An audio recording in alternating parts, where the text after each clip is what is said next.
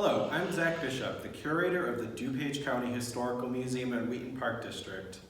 I'd like to show you some of the cool and interesting artifacts we have in our collection. The museum cares for over 40,000 artifacts that include objects, photographs, documents, textiles, and a lot more. We share these objects with the public through various methods, including temporary exhibits, social media posts, and educational programs.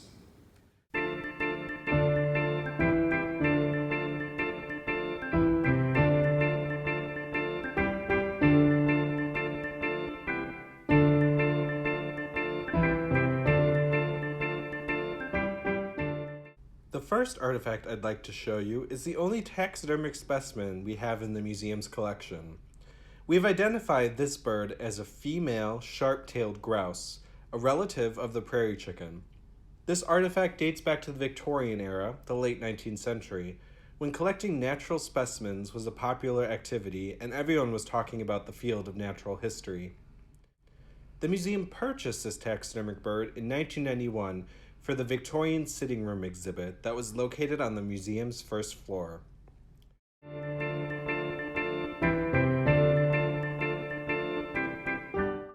Antique dolls can be creepy, and this one is no exception. This doll was made in France in the early 20th century and is actually a depiction of Columbine, a stock character from Italian comedy. A Columbine doll is brought to life in the Nutcracker Ballet. This doll is relevant to DuPage County because a French girl gave it to Edwin Schatz, a soldier from Wheaton during World War I.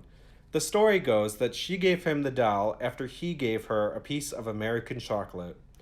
Edwin brought the doll back to Wheaton after the war and gave it to his sister Edna, who played with it for many years.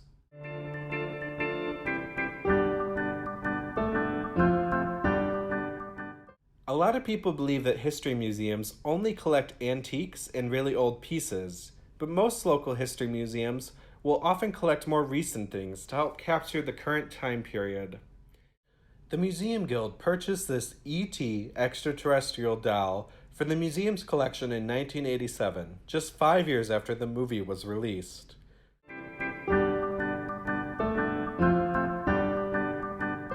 This painting is significant because it depicts Margaret Adams Dutton, the first director of the DuPage County Historical Museum.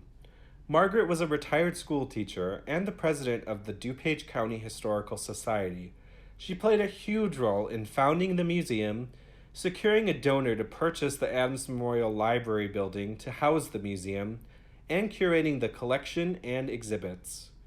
The only other thing we know about the painting is that it was done by an artist named McCall. You can see their signature here.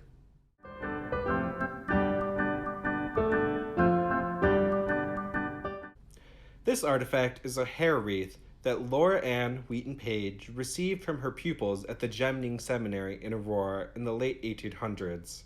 The students used their own hair for the wreath. People in the Victorian era made art out of their friends' and loved ones' hair to remember them.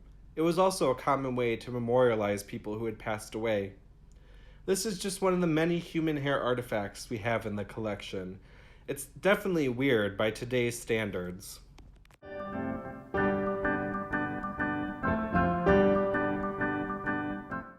This is a stereopticon, a type of lantern slide projector that people used to show photographs and images before the days of electricity.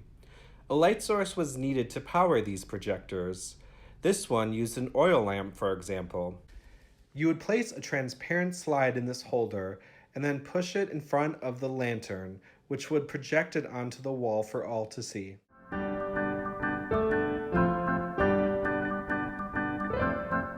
The last artifact I'd like to show you is this pine branch embedded with a bullet.